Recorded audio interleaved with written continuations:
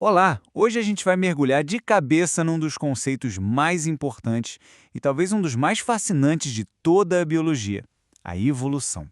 A ideia aqui é entender direitinho como a vida na Terra conseguiu se tornar essa coisa tão incrivelmente diversa. E o ponto de partida é essa pergunta aí, uma pergunta gigantesca, né? Pensa só, da menor bactéria que a gente nem enxerga até a baleia azul. Como é que surgiu essa variedade toda de vida? Pois é, a teoria da evolução tem uma resposta bem poderosa para isso. Beleza? Vamos começar pelo básico, né? A definição. Em essência, evolução é mudança com o tempo. Mas, atenção, não é um bicho mudando durante a vida dele, não. A gente está falando de como as características que são passadas de pai para filho, sabe? As características herdadas, como elas mudam numa população inteira ao longo de, assim, muitas gerações. Para a evolução acontecer, a gente precisa de dois ingredientes essenciais. Pensa que isso aqui é tipo a base da receita, sabe? A gente tem a hereditariedade, que é a capacidade de passar as características para frente, e a variação, ou seja, o fato de que os indivíduos não são todos cópias uns dos outros.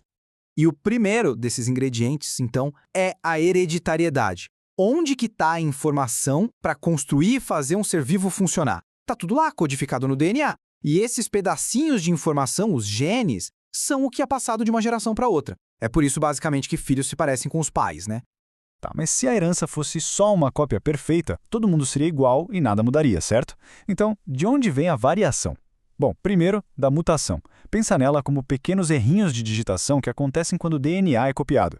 Depois, a recombinação, que é basicamente o baralho genético sendo embaralhado durante a reprodução. E tem também, principalmente em bactérias, a transferência horizontal, que é quando os genes pulam de uma espécie para outra. Tudo isso aí é a matéria-prima da evolução. E olha, esse ponto é fundamental.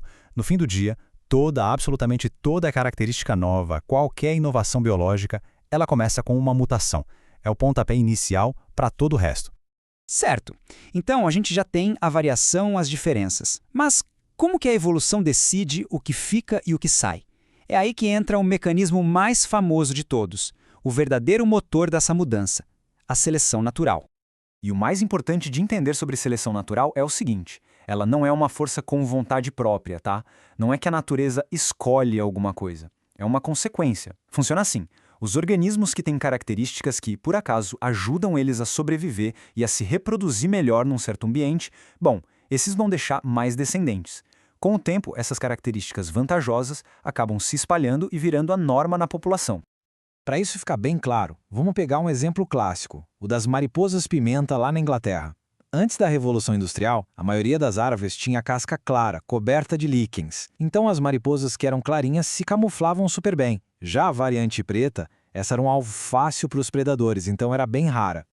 Só que aí veio a Revolução Industrial, as fábricas soltando fuligem para todo lado, e o que aconteceu? As árvores ficaram escuras. De repente, quem tinha vantagem eram as mariposas pretas. Elas que agora se camuflavam bem. Então elas começaram a sobreviver mais, a deixar mais filhotes, e em poucas gerações a população que era quase toda clara passou a ser quase toda escura. O ambiente, entre aspas, selecionou a cor que funcionava melhor. Ok?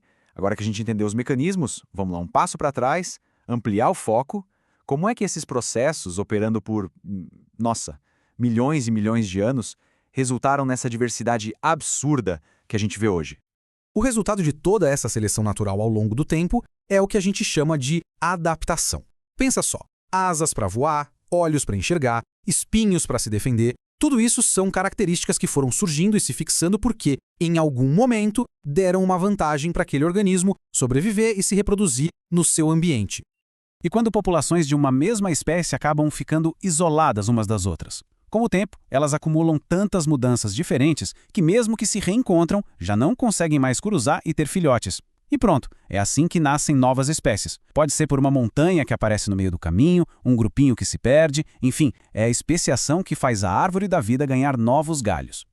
E só para a gente ter uma noção da escala de tempo que estamos falando, é algo absurdo. A vida começou de um jeito bem simples há bilhões de anos. A grande explosão de diversidade animal que a gente conhece aconteceu há só uns 540 milhões de anos. Nós, mamíferos e as aves, somos bem novatos nessa história toda.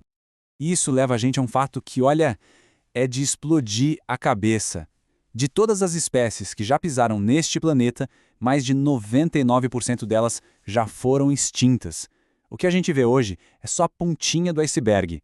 Isso mostra que a extinção não é uma falha no sistema, ela é uma parte natural da evolução. A vida está sempre se transformando. E tudo isso nos leva a uma das conclusões mais profundas de toda a ciência.